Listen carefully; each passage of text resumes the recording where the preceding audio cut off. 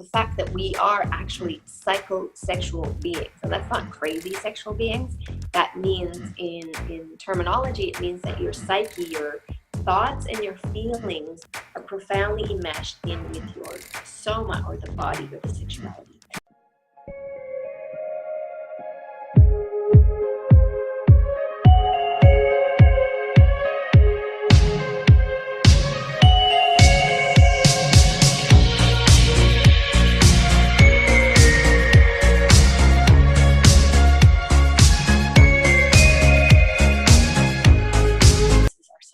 Mm-hmm.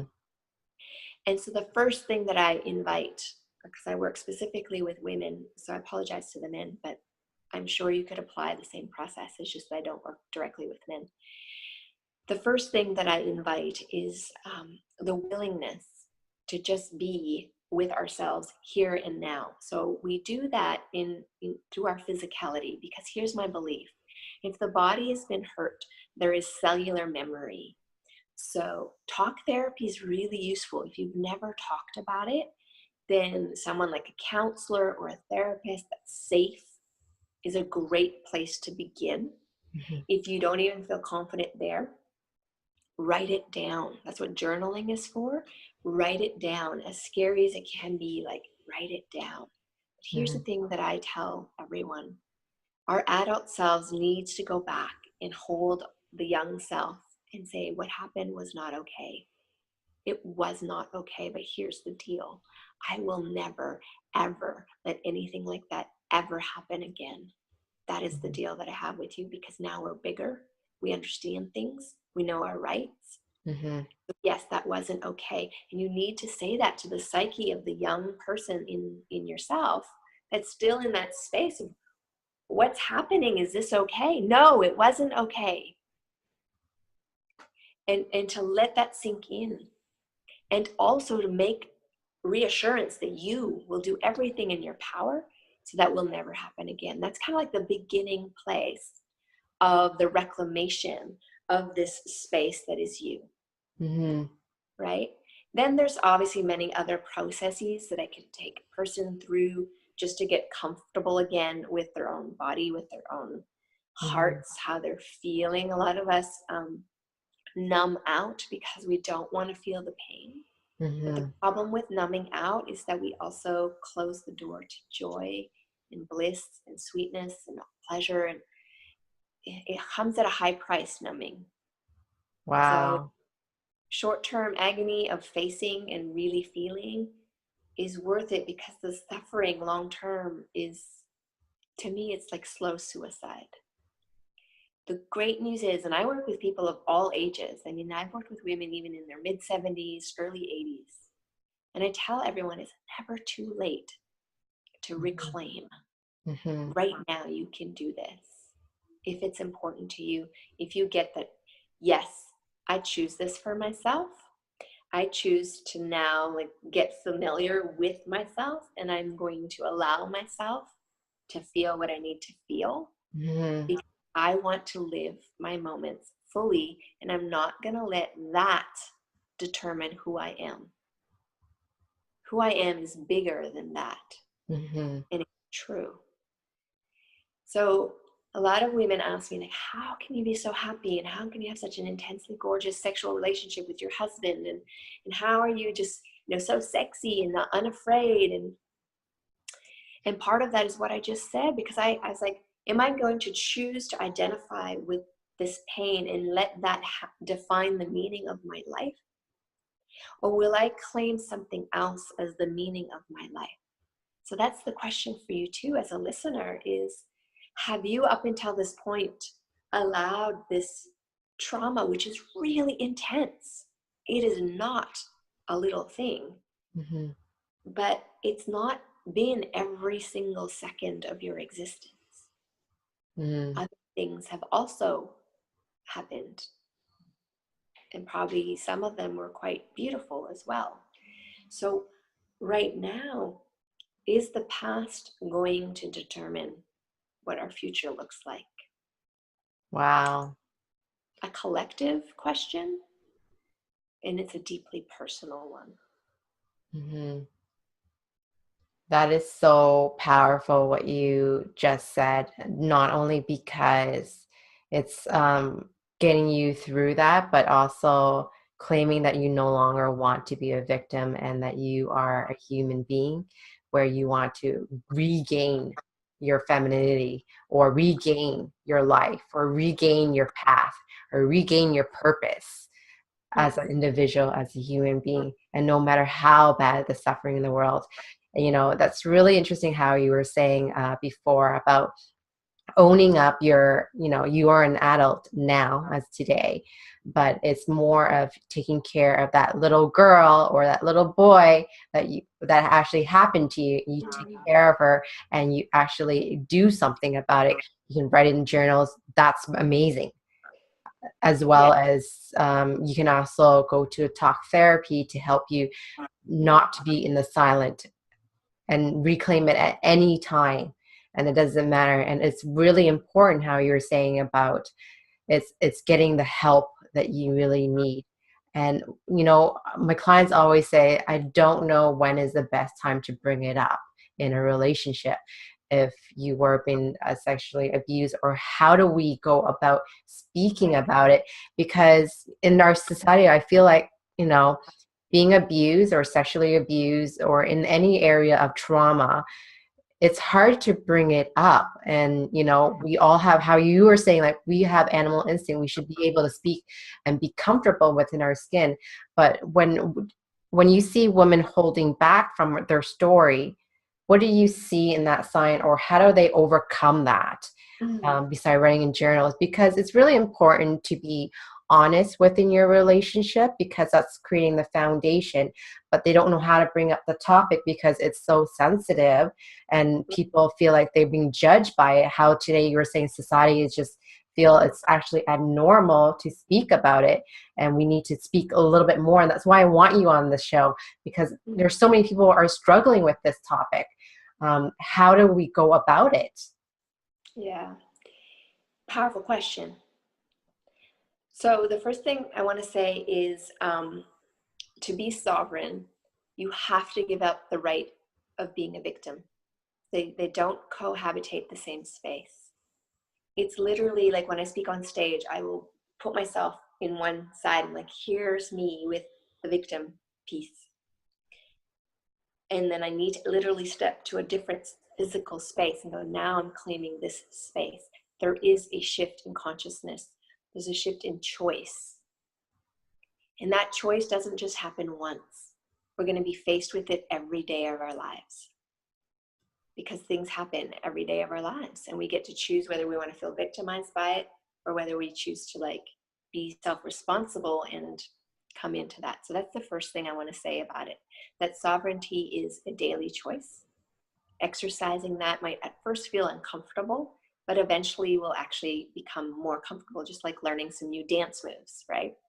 It's like super awkward at first. You're like, whoa, that's just really weird. And then all of a sudden you're like, hey, I'm doing it. So it's the same that way. When I was young and a lot of this happened to me, I didn't have financial resources to have a therapist and to go to all these fancy healing modalities. So I was forced to rely on myself. And so I did journal and I did express, like, alone in my own space. If I was angry, finally I gave myself permission to just be angry and not have to be nice about it or turn it down or like explain it. And so I would literally just like scream around and hit things, and then I would cry, and I would just let myself feel in the sanctuary of my own private space.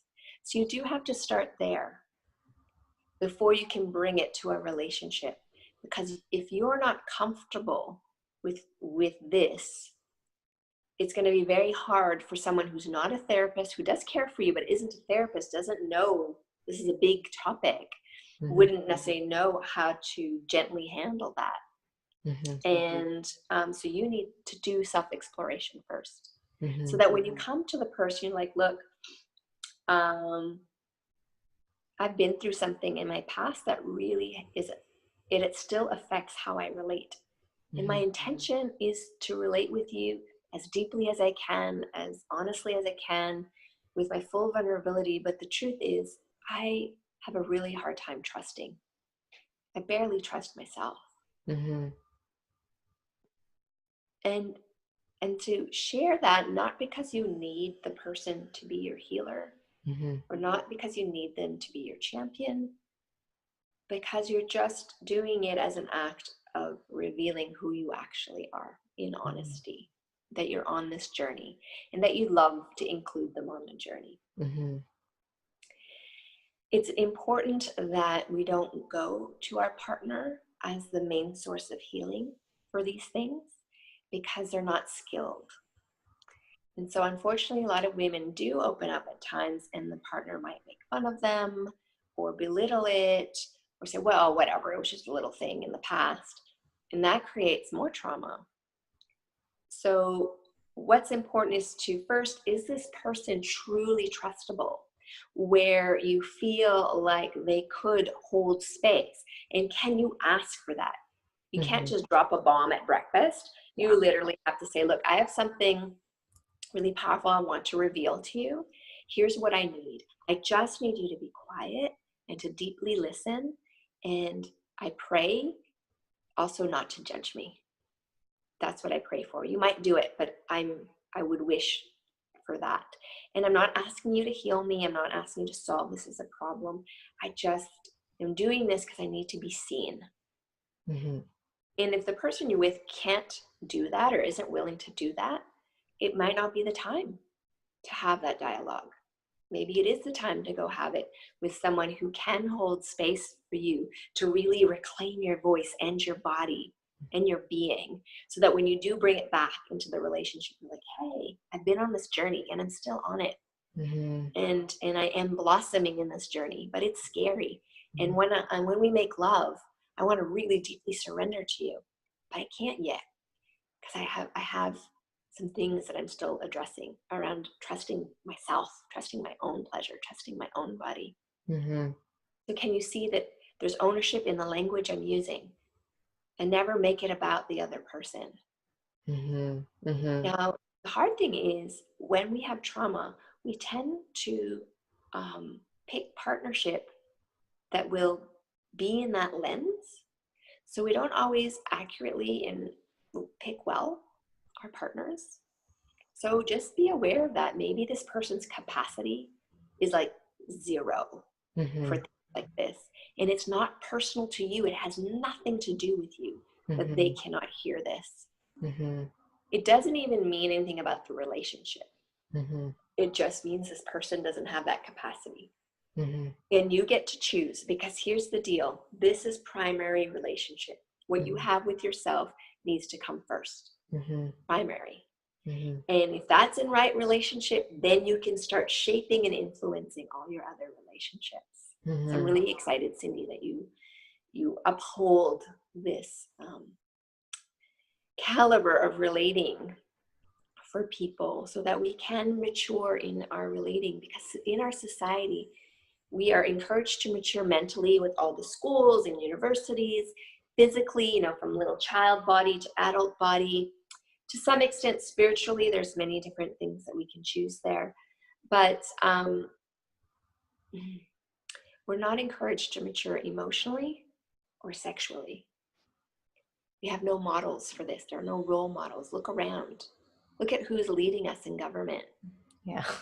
Or actors, or we are famous people, and how mature they are emotionally and sexually. So we don't have a model, so we need to model it for ourselves. Mm-hmm. So this journey of maturing, it has its own rhythm and time. So the other thing that I would invite is not to expect everything to heal like that. But healing is like, just trust that your body, I call it the erotic intelligence, is intelligent. You are deeply intelligent, and this body of yours is deeply intelligent. And there's a rhythm. Sometimes we have to avoid things for a while because we're just not in the right space where it's safe enough to crack that open. But I would encourage you to be proactive, because here's the deal. for as long as you let the trauma lead and define you, there's a missing out of the other aspects of who you are. Mm-hmm. Because those are kind of put to the side. Mm-hmm. So just an encouragement that it's not about like healing forever, however, never having fun. Like I Mm-hmm. said, it comes in stages. There's a little piece that happens, and then you realize you've reclaimed a little part of your life, and you let that feel at home for a while, and then all of a sudden you're ready for the next piece. Mm-hmm. Intelligence. Yeah. Wow, that is so powerful. I had goosebumps when you were like talking the whole time about reclaiming and really what to do, how to have that conversation. And you start with you. And that's so powerful because that's really, really true. Because if you can't speak with yourself, who you can't speak with others. And it is like it's a very scary thing for any woman who has gone through this. You know, I have session with women, they would be, you know, reliving the moment when they're retelling their story. And it's hard on the other side of, you know, and I'm watching this and seeing this unfold as well. And, you know, me seeing it, the full review of what actually happened on that day. And you traumatically myself, I also feel like I was in their skin. So I can feel what they were going through as well. And, you know, what you were saying earlier before, women, I feel like women are in charge of their body more so than men. I feel like men are more in charge of their head. So when they feel pain, it's more in the head area, and women feel pain more on the body area, which is really interesting when you were saying that women really reclaiming their body first because their head and it's just things are not aligned. And when things are not aligned, you're picking the wrong things, you're doing the wrong things, or you're unsure about things because things are not aligned how we think in our heart or central or in our gut. You know, I want to talk about the gut feeling. That is such a woman feel because we, you know, women have carry babies. We have that feeling first. And it's such a powerful place. Do you have any insight of that? Yeah. But and as you were speaking, I just felt this thing popped in. So I'll come right back to your question. Yes. Because you're just like stimulating me. It's like so one of the main things that my research is on, so the dissertation that I did and had a deep look at sexual beings, that means in terminology, it means that your psyche, your thoughts and your feelings are profoundly enmeshed in with your soma or the body or the sexuality. Mm-hmm. So there's no separating that. Mm-hmm. So that we can start to understand that these fragments are just ways of processing, but that's not the truth. You're a whole being. Your thoughts, your emotions, your body is one being. It's not these separate entities. Mm-hmm. And that's a big part of my work, is to help women really come back into the relationship of the whole woman, Mm-hmm.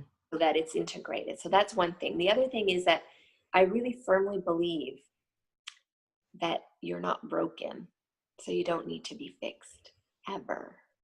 I don't care what happened. You're not broken. You don't need to be fixed. The invitation might be to come back home to yourself and really inhabit yourself. But there's no need to do any fixing for something that hasn't been broken. Mm-hmm. That's a really powerful foundational thought, a premise, because imagine how you would relate to yourself if you didn't think you were broken. That to me is revolutionary, and I've seen incredible shifts in healing happen when women contemplate that idea. Mm-hmm. It's an idea to contemplate. Mm-hmm. So back to gut instinct and the womb and our connection. Because of domestication, what's really interesting with research, because we can now map things out, that women from a very young age, there's this relationship between like conscious mind and body that's actually severed, but more specifically mind and pelvic floor. So they found that even with healthy women, like women who feel their sensuality, they know when they're turned on, were not picking up arousal cues when their body was actually aroused. It's a very cool study. So here's the good news in that. That's a learned behavior, so we can unlearn it. The body of my work, when I get women to really use the jade egg, but in a proper way, when you're really having it as a deep relationship with self, something unique happens. You build the neural pathways, the connections, so you can sense and really know what's happening in your pelvis. And what's intriguing about the female pelvis, and I don't know if it's based on, forever needing to survive in the wilderness to keep our children alive and that survival instinct, but there's something that happens where this part of her body is uber receptive. It's also the part of the body that tends to hold the most amount of our negative experiences, even if they're not sexual. So it's kind of intriguing. So imagine like it's porous, it's like a sponge. So part of the reclamation is to feel that your own consciousness has dropped into your body, into your pelvis, and you're like fully present with what's happening here and now, which is a really amazing thing to do because you feel very embodied and you feel very confident when that locks in. You're like, oh, wait a second, I've landed. Yeah. I now know what center feels like, but I've never known it before. Yeah. We don't teach young women what center feels like. We just keep pushing them off center. Yeah. Which is unfortunate. And then we learn, I call it it's like an inner compass. And I labeled it the yoni pulse. It's like a pulsation that happens inside the pelvic floor. And when there's no sensation, it's an interesting signal. And when there's a lot of sensation, is an interesting signal. And what I've learned through my studies is that when we are switched on, it's like all systems go and we're aware and things are happening. But when we have the switched off feeling, we equally need to pay attention to that. So I'll give you even a simple example in coaching. I'll be coaching and I'm switched on and I'm with the client and stuff's happening. Then suddenly there's a switched off feeling. I'm like, and I'll just confront the client, go, nah, that's not it. And I'm like, what? I'm like, that's not it. That's bullshit. And then we go deeper and the switched on feeling comes back again. So I've learned to actually really trust that there's this barometer inside me of like truth, of moving me in a direction of thriving, because all biological creatures are actually designed that way, even down to like an amoeba, where we expand towards what feels good and we contract away from what doesn't feel good. It's biologically set in this physicality of ours. So when we learn to harmonize with that, when we learn to like, wait a second, maybe there's some wisdom in this physical structure of mine, and pay attention to it, then that gut instinct becomes more loud and more accurate. But here's the thing, sometimes our wires have been crossed, Cindy. So sometimes gut instinct is not accurate, because if a little girl or a little boy was taught that love is abusive, then they will feel switched on when an abusive person comes into their lives, and they won't notice when maybe like a great person comes in. They won't even pay attention. So that rewiring does need to happen, and that's part of, being able to talk about these things. It's part of actually spending time in right relationship with our own bodies. How many of us spend time just like hugging ourselves, lying there, and letting ourselves just soften into relaxation, and we affirm that we're safe and that we respect ourselves and we adore ourselves? Like, how many of us do that? Seriously, most of us are sitting there going, I can't stand this part of me, and this is ugly, and this sucks, and I'm scared of this. Oh my God, what's going to happen here? And we're in a state of worry. Yeah. So part of being sovereign is to reclaim your life as your own. And some of that has to happen with reclaiming the physical body.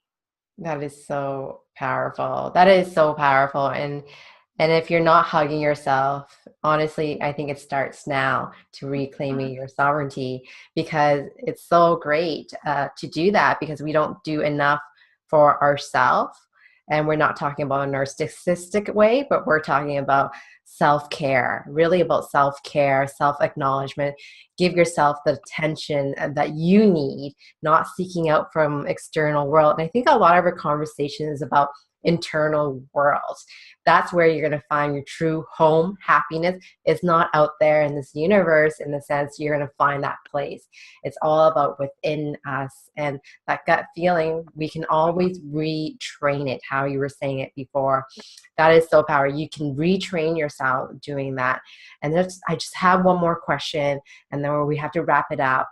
I do want to talk about, in a way, that, modern dating and pickup artists and things like that. I know what they're teaching to men. I agree and disagree a lot of it. So I'm trying to re-educate a lot of it. The first thing that you need to do is go and sleep with a woman, and that's what it is. Or a woman thinks that men will fall in love with you if you have sex with them first. You give them what they want, and that might be not the case to be. Or you have to kiss on the first date. And that's what they're teaching out there. And that's not always the case. I believe in consummating the relationship, meaning building a friendship before anything else. What is your take on this, and what are you seeing based on, you must be working with women who are single, have been dated, and they're like, I don't know what I'm doing, and should I be doing this? Should I not be doing this? How do we really tap into ourselves and not get so lost with our modern society about the hookup culture, or, the pickup artists and things like that? I'm seeing it over and over again, and it's very frustrating. Powerful question, because it is, we all have needs. We have sexual needs, we have love needs, we have needs. We're interconnected. Human beings love to connect. We just do. And so again, it comes back to the primary relationship, and then I'm going to go into how to bring this into with other. But if you are not willing to give yourself the attention that you crave, how do you think you're actually going to be positioned to really receive from another? So part of the gift of relating with others is to receive what it is that they're offering. But what I've noticed is that women, first of all, they don't give to themselves. They're never in a state of receptivity. And then they go in these experiences and they're still not receiving. And then they're frustrated. And so the art of this, because it is an art of self-love, it is an art of relating, it is an art of sexuality.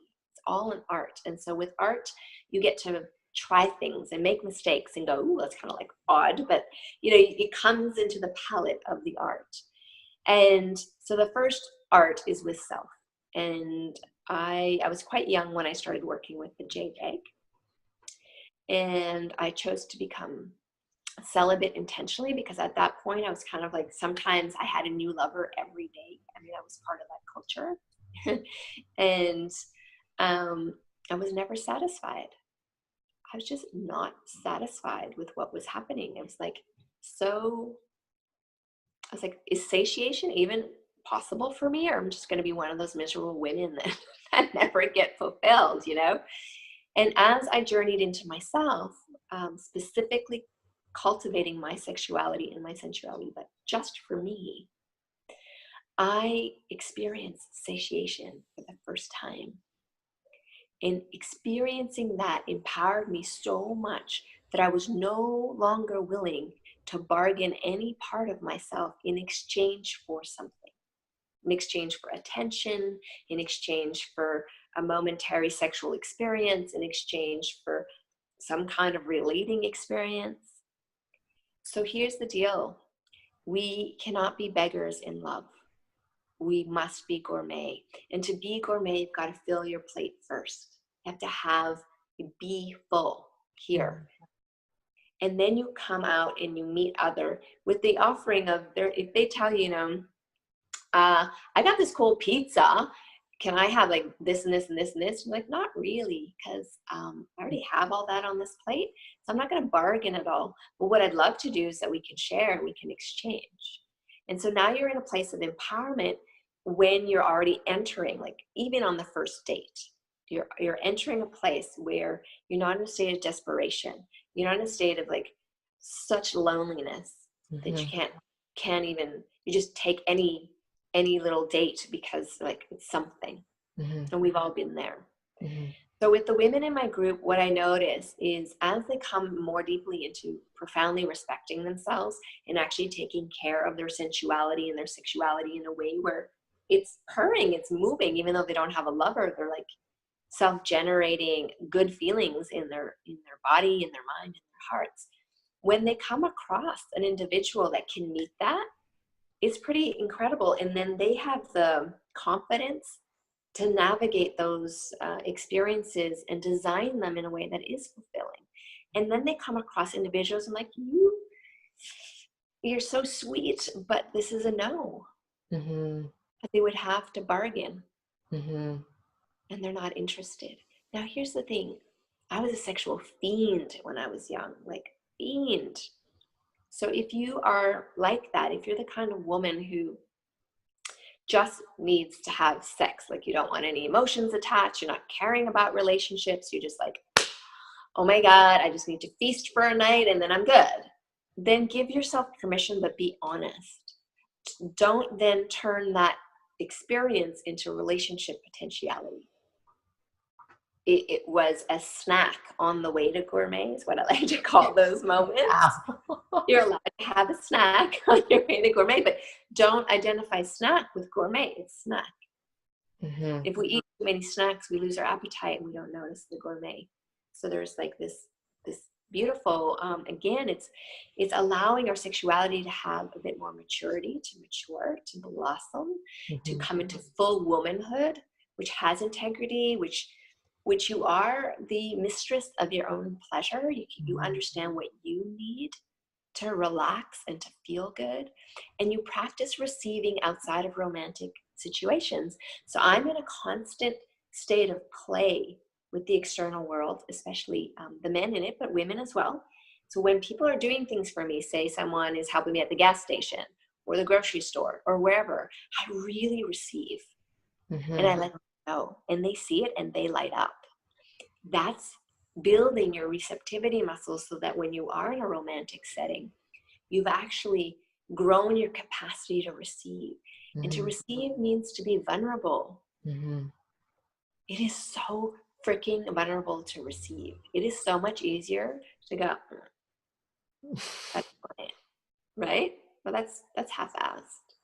But to really let it touch your heart, you might cry. And that's okay. And that's beautiful. You let something touch your soul and feed your soul. And so that's the thing that I feel strongly about relationships, Sydney, is that we must be gourmet and we must bring that and we must live as that and we don't bargain. Our non-negotiables, what is that for you? They're non-negotiable. I actually don't mind pickup artists because I think they're super fun, but I contextualize it. I'm like, oh my God, this guy's like laying it on, And I'm like, I'm eating it up. And I'm just like, candy, I'm like, yeah, keep going. This is hilarious. But I know my worth.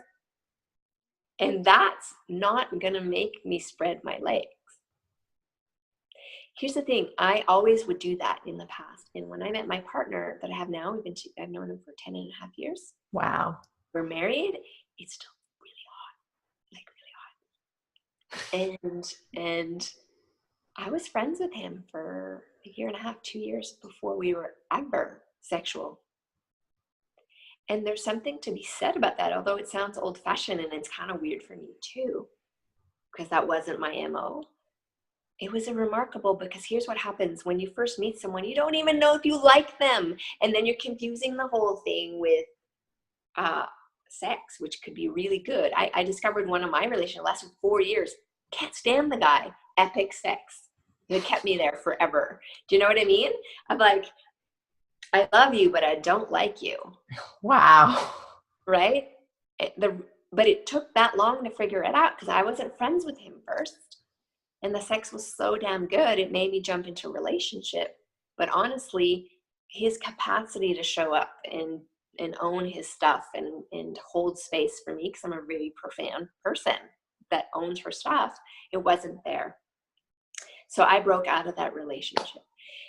Relationships, some of them last a week, some a month, some a year, some a lifetime. And we really need to be okay with that they're teaching us. And so some women are like, yeah, but it was so good except this part. I'm like, then take the good parts and say more of that, please.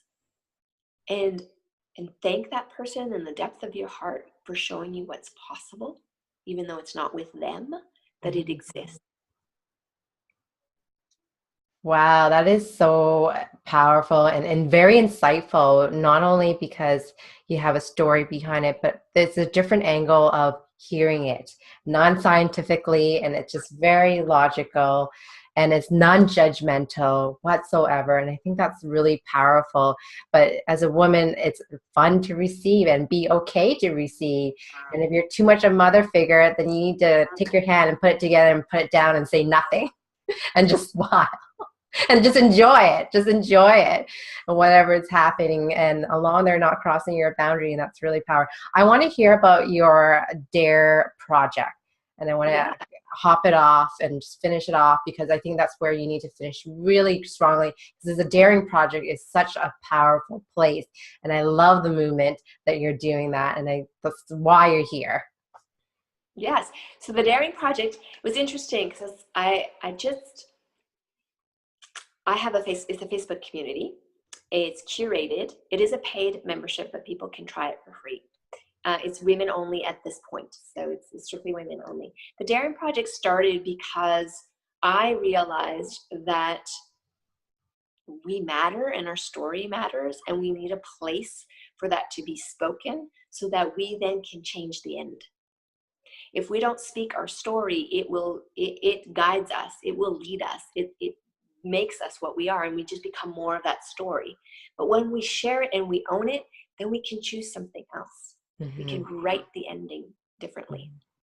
And that's a concept that I learned from Brené Brown. And so I don't know if you're familiar with her work, but amazing work that she does. So the Daring Project is a community of incredible women, and some of them are quiet and some of them are very outspoken. It doesn't matter. Everyone is welcome. And we share our stories.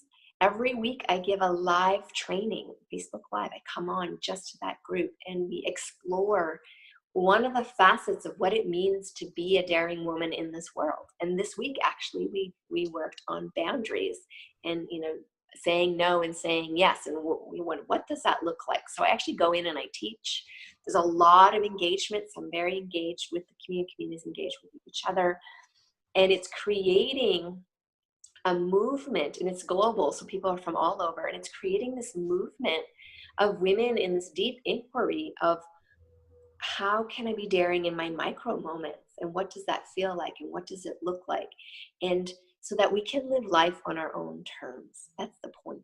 That's the point of all this. A sovereign person, think about sovereignty, lives life on their own terms. A victim does not. Your life is predetermined by everybody else, including your story. So for women who are really interested in living life on their own terms, they don't know what that is, discovering what that is, and being held in the most impeccable, vulnerable, revealed, and powerful community, that's what that's all about. And what I love about it too, I'm like a fierce lioness in there, so there's no selling allowed. No one can sell any of their stuff. If you're a teacher, you can't even come in as a teacher. You have to strip yourself of your roles and show up as woman. I strip everyone. You can't come in there and start coaching people, because that group believes that every woman in there is powerful and that she matters and that her voice matters, that she's not broken. So we don't need to step in and try and fix her. She's got this. And so what that does is it awakens sovereignty in everyone as well. And then we get to experience it in the dynamic of relating, right? Because, and unfortunately, women have hurt each other. We've been catty, we've competed, we've put each other down. I mean, even when women are rising, the only good thing we get to say is like criticize what she's wearing. or how fat she is, or she didn't do her eyebrows. Are you kidding me? So this culture of this community is really curating the beauty and the power and the potency of what it means to be a sovereign woman, a sexually sovereign woman. And so there's just a lot of resources within that community for that. So I'm really excited that you're supporting this community, Cindy, and just, it's an amazing place. It's an amazing space. And thank you for the opportunity to be here today and to connect with your audience. I really appreciate having genuine conversations, especially about things that are taboo. This is a taboo subject. To be empowered is actually taboo. To be sovereign is taboo. Did you know right now in the world, there is nowhere in the world that you have the right to your own body? Yeah. Do you know that? So guess what needs to happen? You need to actually be the one that claims that right. And we do that in the Daring Project. Wow, I'm so excited. So I'm going to link everything down below. I want to thank you so much for coming on and giving your wisdom of words and your project that you have done throughout the whole year and really saving women. I feel like you're saving lives, really. That's what you are. And if anybody that you know, and speaking to this in the sense of my audience, if you're watching this, if you know somebody's been sexually abused and need that support, please go to Dr. Saida, because her Daring Project is the first step. It's the first step, and that might be just the first step to voice that.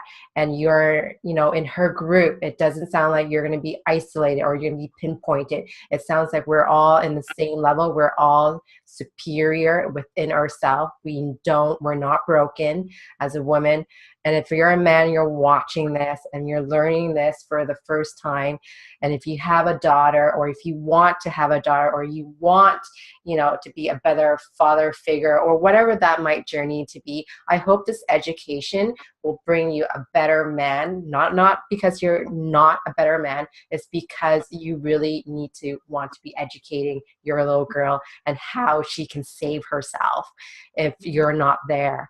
So I think what Dr. Saida said is so powerful. So don't forget to hit the subscribe button, like my page, and go ahead and look at her stuff as well. She has a Jade Egg program. I will link that down below. The Daring Project down below. Any information that you want to look up, they will be also down below. So I want to thank you so much for watching, and thank you, Dr. Saida, for coming on. And do you have any last wisdom or quotes that you want to complete this? Well, first, I'm just so honored to be here, Cindy. So thank you for your passion and your guidance. And I just want to say, everyone, community is really key. You need to be around like-minded people. Listen, Cindy's community is like, you're thinking, you're stretching, you're exploring. So community is key.